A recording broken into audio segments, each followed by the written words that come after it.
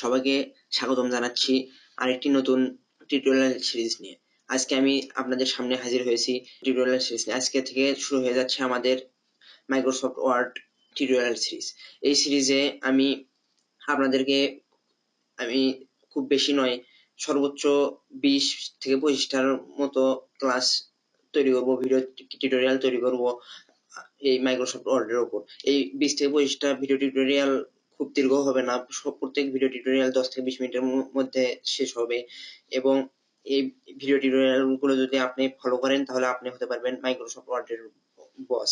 আপনি Microsoft word নিয়ে যে ভয়ভীতি ছিল, মাইক্রোসফট ওয়ার্ডে কাজ করতে গিয়ে যে সব বিষয়ে আপনি আটকে যাচ্ছিলেন, যে সব বিষয়ে আপনি বুঝে উঠতে পারছিলেন না, সব সমস্যা দূর হয়ে যাবে এবং আপনার মাইক্রোসফট ওয়ার্ড নখদর্পণে চলে আসবে।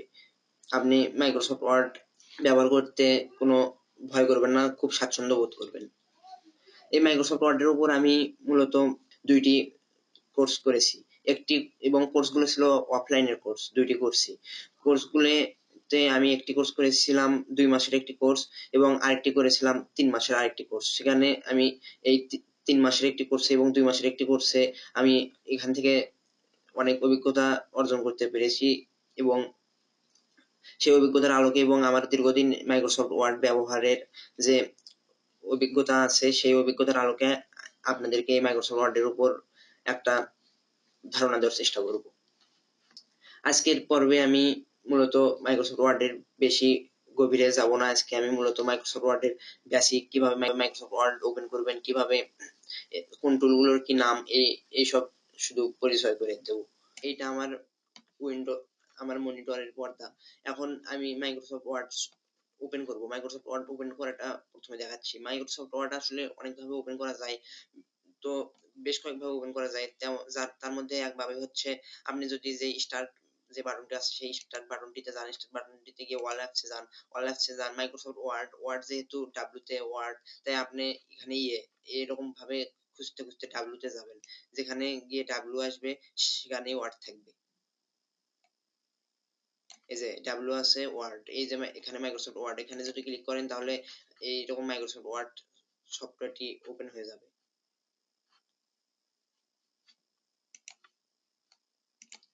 এভাবে একভাবে মাইক্রোসফট ওয়ার্ড ওপেন করা যায়। আরো কয়েকভাবে ওপেন করা যায়। যেমন আপনি যদি চান যে আপনি যে মাউস আছে সেই মাউসের রাইট ক্লিক করলে এরকম একটা চলে আসবে, এরকম একটা মেনু। এখানে নিউ এ ক্লিক করলে এখানে দেখতে পাচ্ছেন মাইক্রোসফট ওয়ার্ড ডকুমেন্ট, এখানে ক্লিক করলেও কিন্তু এই মাইক্রোসফট ওয়ার্ডটি ওপেন হয়ে যাবে। আবার আরেকভাবে ওপেন করতে চাইলে আপনার যে সার্চ বাটনটি আছে, সার্চ ইঞ্জিনটি আছে, সেই সার্চ ইঞ্জিনে যদি রান প্রেস করেন, রান লিখলে এরকম একটি আইকন চলে আসবে। এখানে এই আইকনে ক্লিক করলে এরকম একটি ডায়লগ বক্স চলে আসবে। এই ডায়লগ বক্সে জাস্ট লিখবেন উইন ওয়ার্ড। আমি উইন ওয়ার্ড আগে লিখে রেখেছি, এখানে জাস্ট উইন ওয়ার্ড লিখে ওকে দিলেই মাইক্রোসফট ওয়ার্ড অটোমেটিক ওপেন হয়ে যাবে। এখানে মাইক্রোসফট ওয়ার্ড ওপেন হওয়ার পর এখানে বেশ কিছু বোঝার বিষয় আছে। আমি এখানে মাইক্রোসফট ওয়ার্ড 2013 সালে যে ভার্সনটি ওটি ব্যবহার করছি। মাইক্রোসফট ওয়ার্ডটা আসলে কোনো পার্থক্য নেই। 13 সালে বলেন, 16 সালে বলেন, 20 সাল, 21 সাল, কোনো পার্থক্য নেই। শুধু খুব হালকা পার্থক্য, শুধু একটা দুইটা ফাংশনের পার্থক্য হলেও হতে পারে। তাছাড়া মাইক্রোসফট ওয়ার্ড একদম পুরোপুরি প্রায় একই বলা চলে। এখানে বাম পাশে যে ব্লু কালার দিয়ে যে লেখাগুলো আছে, এখানে দেখতে পাচ্ছেন রিসেন্ট, অর্থাৎ আপনি যে মাইক্রোসফট ওয়ার্ডে যে কাজগুলো করে রাখবেন সেই কাজগুলো এখানে যেই নাম দিয়ে সেভ করে রাখবেন সেই নামগুলো এখানে আছে। আমি এই সব নাম দিয়ে যে মাইক্রোসফট ওয়ার্ডের কাজগুলো করেছিলাম সেইগুলো এই নাম দিয়ে সেভ করে রেখেছি, তাই এই নামগুলো দেখাচ্ছে। এখানে আমি যদি ক্লিক করি তাহলে আমি কিন্তু এগুলোর মধ্যে সরাসরি প্রবেশ করতে পারবো এবং প্রবেশ করে এখানে যে কাজগুলো করেছি সেইখান থেকেই আবার কাজ করতে পারবো। এই রিসেন্টের মধ্যে রিসেন্টলি আমি যে যত কাজ করেছিলাম মাইক্রোসফট ওয়ার্ডে সবগুলোই দেখাচ্ছে এবং এখানে ক্লিক করলে আমি সরাসরি ওই জায়গায় পৌঁছে যেতে পারবো। তো এটা আমরা এখানে রিসেন্টের মধ্যে প্রবেশ করে পরের গুলো থেকে দেখবো না, আমরা নতুন ভাবে শিখবো সবকিছু এ টু জেড। এখানে ডান পাশে, এই পাশে দেখতে পাচ্ছেন যে কিছু আইকন দেখতে পাচ্ছেন, এগুলোর মধ্যে বেশ কিছু ডিজাইন দেখতে পাচ্ছেন। এগুলো মাইক্রোসফট ওয়ার্ড যেই সফটওয়্যার, সেই সফটওয়্যারে আগে থেকেই করে রাখা আছে। আপনারা চাইলে এগুলোতে ক্লিক করলে সরাসরি এগুলো নাম পরিবর্তন করে আপনার নাম দিয়ে এগুলো ব্যবহার করতে পারেন। এখানে essential রিপোর্ট আছে এবং বেশ কিছু রিপোর্ট আছে, বেশ কিছু স্টুডেন্টদের জন্য কিছু যে বইয়ের যে প্রচ্ছদ থাকে বা খাতার যে প্রচ্ছদ থাকে ওই প্রচ্ছদের আকারে কিছু নকশা তৈরি করা আছে। এই নকশাগুলো আপনি চাইলে সরাসরি ব্যবহার করতে পারবেন তৈরি না করেই। এখানে শুধু ক্লিক করলেই ওই নকশার আকারে সরাসরি চলে যাবে। আমি ক্লিক করলাম এবং এখানে আপনি নামগুলো পরিবর্তন করে আপনি যে নাম দিবেন বা এডিট করে যা ব্যবহার করবেন তা দিয়ে এখানে সরাসরি কাজ করতে পারেন। তো এখানে আমি ওয়েট ওইটা করব না।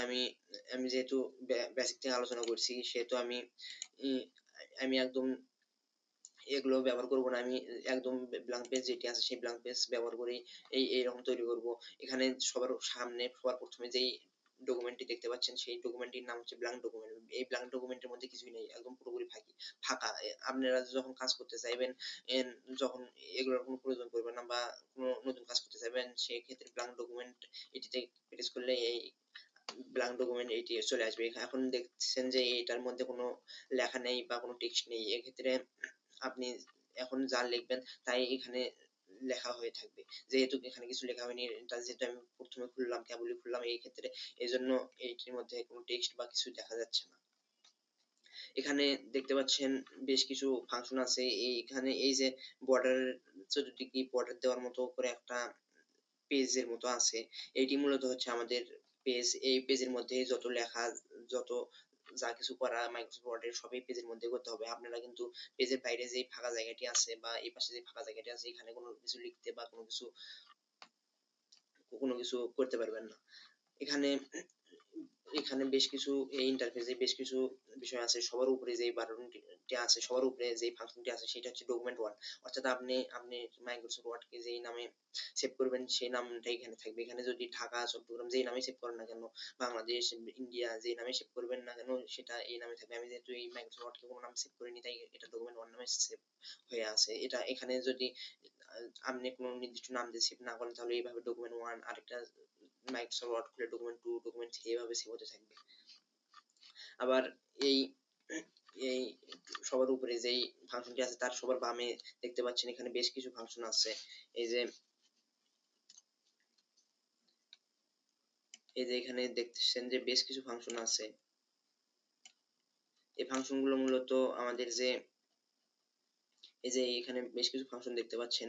এই ফাংশন গুলোর নাম হচ্ছে quick access toolbar. Quick access toolbar এই ফাংশনের নাম। এই ফাংশন গুলো কাজ হচ্ছে মূলত এখানে আনডু এবং রিডু দুইটি অপশন সিলেক্ট করা আছে। এখন আপনি এই এই পাশের এই যে কুইক অ্যাক্সেস টুলবার আছে এটার কাজ হচ্ছে আপনি যদি কোনো কাজ করতে থাকেন সেক্ষেত্রে দেখবেন যে আপনার খুব দ্রুত ওই কাজটিকে পরিচালনা করার প্রয়োজন হচ্ছে বা খুব দ্রুত আপনি যে কাজটি করেছেন সে কাজটি কিবোর্ডের মাধ্যমে করতে চাচ্ছেন না।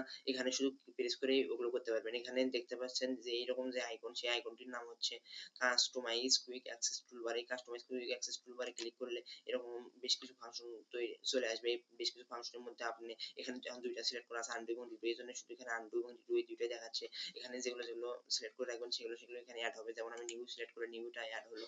আবার এখানে এই কাস্টমাইজ কুইক টুলবারে যদি ক্লিক করে আমি যদি এখানে যাই সিলেক্ট করি না কেন তাই এখানে এড হতে থাকবে এবং আপনি চাইলে যখন কাজ করবেন কাজ করতে গিয়ে যদি আপনি কিবোর্ড শর্টকাট ব্যবহার করতে না জানেন সেক্ষেত্রে আপনার যে এই পাশে যেগুলো আপনার থাকবে সেগুলোতে ক্লিক করে এগুলোর কাজগুলো করতে পারবেন।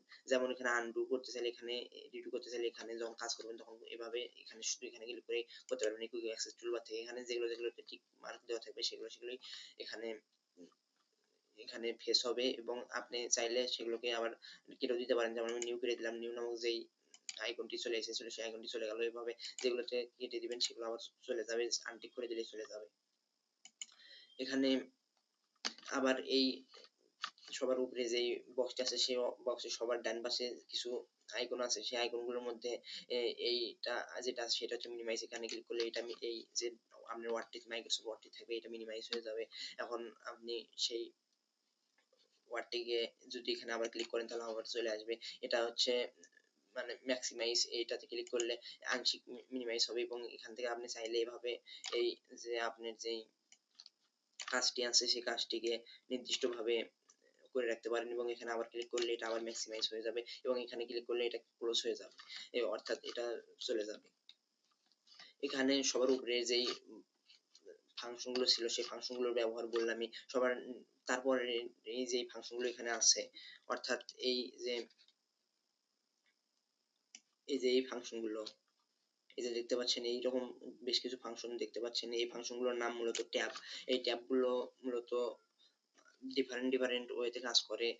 এখানে যেমন এটা এই ট্যাবগুলোর মধ্যে ফাইল নামক একটা ট্যাব আছে। ফাইল নামক ট্যাবে ক্লিক করলে ফাইল ট্যাবের মধ্যে যত ফাংশন আছে তত ফাংশন এখানে দেখাইবে। প্রত্যেক ট্যাবের মধ্যে আলাদা আলাদা ফাংশন আছে। এখন হোম সিলেক্ট করা আছে। হোম সিলেক্ট করা থাকাকালীন হোম এর মধ্যে যত ফাংশন আছে সব ফাংশন দেখাচ্ছে। এই ফাংশন গুলোকে জীবন নামে আখ্যায়িত করা হয়েছে। এই ফাংশন গুলোর আলাদা আলাদা নাম জীবন। এই যে দেখতে পাচ্ছেন ইনসার্ট ক্লিক করলে ইনসার্টের মধ্যে যে ফাংশন গুলো আছে সেই ফাংশন গুলো দেখাচ্ছে।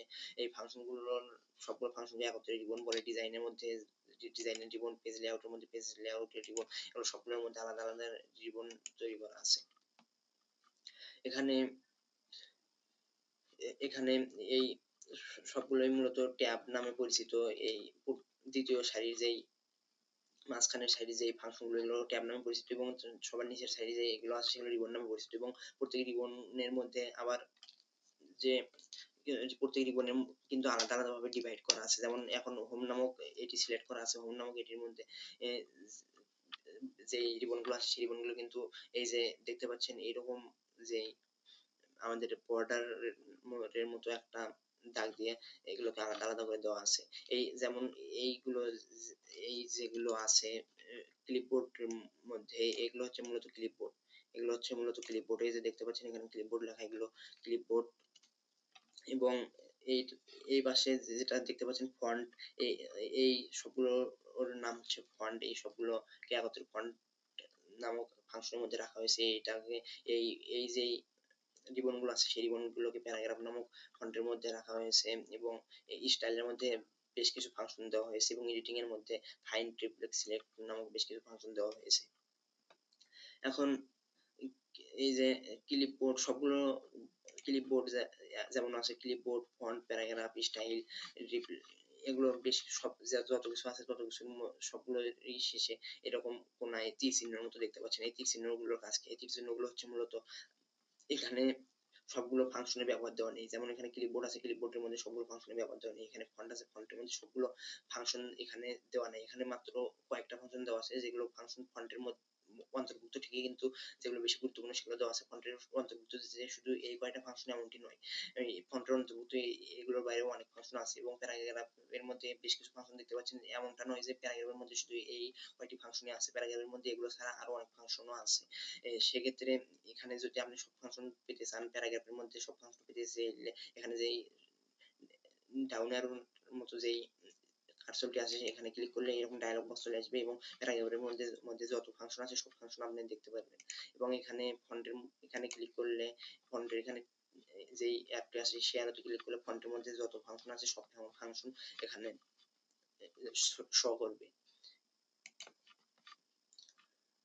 এভাবে স্টাইলের মধ্যে যত ফাংশন আছে সেখানে এই অ্যারোতে ক্লিক করলে এখানে তো শুধু বেশ কয়েকটি ফাংশন আছে, মাত্র কয়েকটি। এই স্টাইলের মধ্যে ক্লিক করলে সব স্টাইলের সব ফাংশন এখানে দেখাচ্ছে। এখন এই যে আমাদের যেই টেক্সটটি বা যেই আমাদের যেই পেজটি আছে সেই পেজটির উপরে দেখতে পাচ্ছেন এরকম এরকম একটা রুলার, এরকম একটা স্কেলের মতো দেখতে পাচ্ছেন। এই স্কেলটার নাম রুলার। এটা মূলত উপরেও আছে এবং বাম পাশেও আছে। উপরে এবং বাম পাশে দুই জায়গায় এই রুলারটা আছে, অর্থাৎ স্কেলের মতো এরকম মাপযোগ আছে। এখানে এই রুলারটার কাজ হচ্ছে মূলত আপনি উপরে কতটুকু জায়গা ফাঁকা রাখতে চান। এই উপরে যে রুলারটি আছে, অর্থাৎ এই যে এই রুলারটির কাজ হচ্ছে আপনি উপরে কতটুকু জায়গা ফাঁকা রাখতে চান, এবং আপনার যে পেজ সেই পেজের নিচে কতটুকু জায়গা ফাঁকা রাখতে চান সেটি নির্ধারণ করে দেবে, এবং এই পাশের রুলারটি ডানে এবং বামে কতটুকু জায়গা ফাঁকা রাখতে চান সেই জায়গাটুকু নির্ধারণ করে দেবে। এবং এখানে দেখতে পাচ্ছেন স্ক্রল বার। এখানে যদি মাউসের লেফট ক্লিক করে ড্র্যাগ করেন তাহলে এটা উপরে নিচে যাবে। এভাবে উপরে ড্র্যাগ করলে উপরে যাবে, এবং নিচে নিয়ে আসলে নিচে যাবে, এবং এটাকে যে আমাদের মাউসের কার্সর আছে, মাউসের যে সার্কেল আছে সেই সার্কেলকে পরিচালনা করার মাধ্যমে ওটাকে নিয়ন্ত্রণ করা যাবে। এবং স্ক্রল স্ক্রল বারের এটাই হচ্ছে স্ক্রল বার, এবং এই পাশে নিচে যেই সবার নিচে যেই নীল কালারের মতো ব্লু কালারের মতো যে এই ফাংশনটি আছে, ব্লু কালারের মধ্যে যে ফাংশন গুলো আছে সেই ফাংশন গুলোকে বলে স্ট্যাটাস বার। নিচে ব্লু কালারের মধ্যে এই নিচে ব্লু কালারের এই ফাংশন গুলোকে একত্রে স্ট্যাটাস বার বলে। এখানে সবার নিচে যেই ফাংশন গুলো দেখতে পাচ্ছেন, সবার নিচে যে ফাংশন গুলো দেখতে পাচ্ছেন, এই যে এগুলো হচ্ছে মূলত স্ট্যাটাস বারের অন্তর্ভুক্ত। এখানে আপনি যে পেজ 1 এর অর্থ হচ্ছে এখানে মোট একটি পেজ আছে এবং একটি পেজের মধ্যে একটি পেজে আপনি অবস্থান করছেন, অর্থাৎ এখানে আপনি মোট কয়টা পেজ দেখাবেন অফের পরে সে কয়টা পেজ আসবে। এখানে যদি 100টি পেজ থাকতো অফের পরে 100টি পেজ আসতো, এবং এখানে অফের আগে যেই পেজ 1 আছে, অর্থাৎ আপনি যে কয়টি পেজ নিবেন সে কয়টি পেজের মধ্যে কত নাম্বার পেজে থাকবেন সেই কত নাম্বার পেজ এখানে দেখাবে। এখানে যদি আপনি 100টি পেজ নিচ্ছেন, যদি 70 নাম্বার পেজে থাকতেন তাহলে এখানে দেখাতো পেজ 70 অফ 100 এভাবে দেখাতো, এবং এখানে জিরো ওয়ার্ড লেখা। এখানে আমি যেহেতু কোনো ওয়ার্ড লিখিনি এই জন্য জিরো ওয়ার্ড দেখাচ্ছে। আমি যদি এখানে কোনো ওয়ার্ড লিখি তাহলে 1 ওয়ার্ড দেখাবে, বা এখানে এই মাইক্রোসফট ওয়ার্ডে আমি যত ওয়ার্ড লিখবো এখানে তত ওয়ার্ডই দেখাইবে।